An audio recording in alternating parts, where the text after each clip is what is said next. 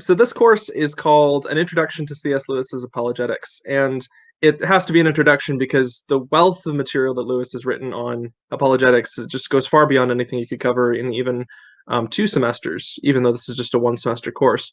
Um, so as an introduction, it only covers the high points, but those high points are really notable. Lewis's 4 books that I'll be covering in the course are um, Miracles, The Problem of Pain, The Abolition of Man, and Mere Christianity. And all of those works are Lewis addressing himself to some particular issue or some challenge or concern in terms of Christianity's engagement with the world in the sphere of modernity. So, since the medieval period, we've moved on into a different sort of philosophic context. We've had the Enlightenment. There's been a lot of atheism running rampant since the beginning of about the 20th century, although it started much sooner than that. And those are the sorts of things that Lewis is trying to address. He's trying to um, build a solid foundation for Christian belief in the modern world. And my hope in the course is to give my students a couple of things. First, for those who are more philosophically minded, I want to give them an introduction to philosophic thinking. Um, Now, these works aren't the most philosophic work that Lewis does, although they do draw a lot on his own philosophy.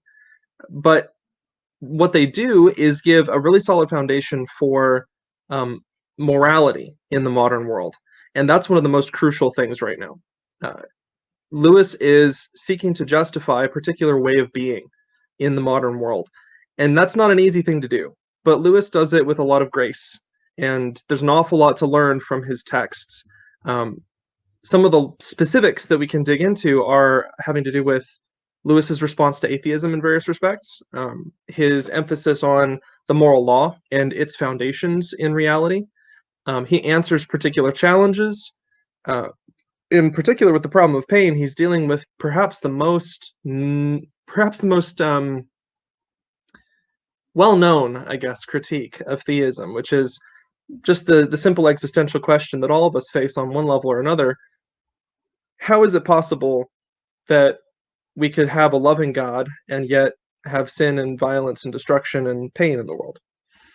And that's not something that Lewis takes lightly by any stretch of the imagination. He himself, in fact, suffered great losses and knew very well what it meant to suffer pain and loss.